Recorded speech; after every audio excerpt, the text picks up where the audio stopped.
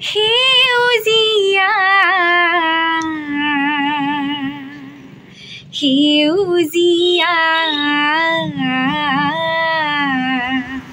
সেউজীয়া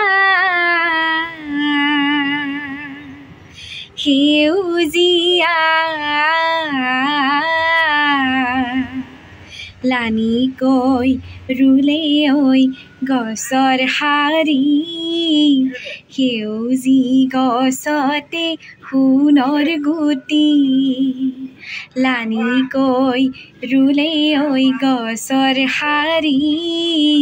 সেউজী গছতে সোণৰ গুটি সেউজী গছতে সোণৰ গুটি লাগে হীৰা ফুলে মাৰে পোহৰ ছাতি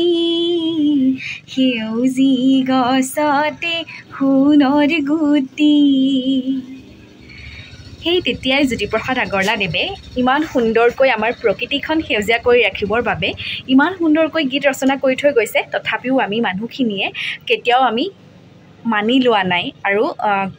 মানে পৃথিৱীখনক সেউজীয়া কৰি ৰখাৰ চেষ্টা কৰা নাই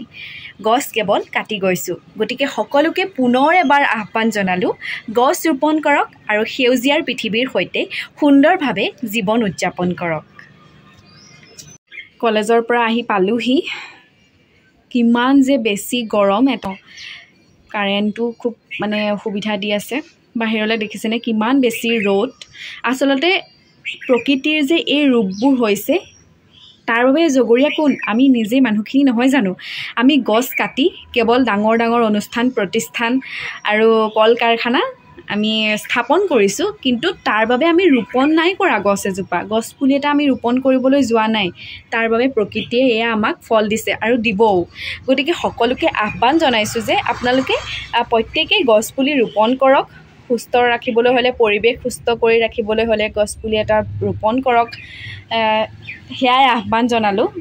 নতু মানে বহুতেই মৃত্যুমুখত পৰিব লগা হৈছে এতিয়া এই গৰমত যিসকলে বেছি গৰম মানে সহ্য কৰিব নোৱাৰে তেওঁলোকে কেনেকৈ জীয়াই থাকিব পাৰিব গতিকে আমাৰেই কিবা লাগি গৈছে আমাৰ সুস্থ মানুহৰে আৰু যিসকল অসুস্থ হৈ আছে তেওঁলোকৰ বাবে কিমান কষ্ট হৈছে ভাবকচোন গতিকে আপোনালোকক পুনৰবাৰ আহ্বান জনাইছোঁ আপোনালোকে গছ কটাৰ পৰিৱৰ্তে গছ গছনি ৰোপণ কৰক সুস্থ থাকিবলৈ হ'লে এই সেউজীয়া পৃথিৱীখন সেউজীয়া কৰিয়েই ৰাখকচোন সেউজীয়া পৃথিৱীখনক সেউজীয়া কৰিয়েই ৰাখকচোন তাৰ বাবে আমাৰ কৰ্তব্যখিনি আমি পালন কৰিব লাগিব সেই কৰ্তব্যখিনি পালন কৰকচোন সকলোৱে সেউজীয়া সেউজীয়া সেউজীয়া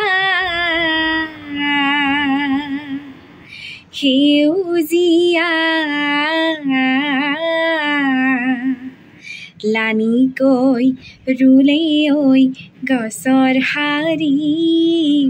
সেউজী গছতে সোণৰ গুটি লানিকৈ ৰুলে ঐ গছৰ শাৰী সেউজী গছতে সোণৰ গুটি সেউজী গছতে সোণৰ গুটি লাগে হীৰা ফুলে মাৰে পোহৰ ছাতি সেউজী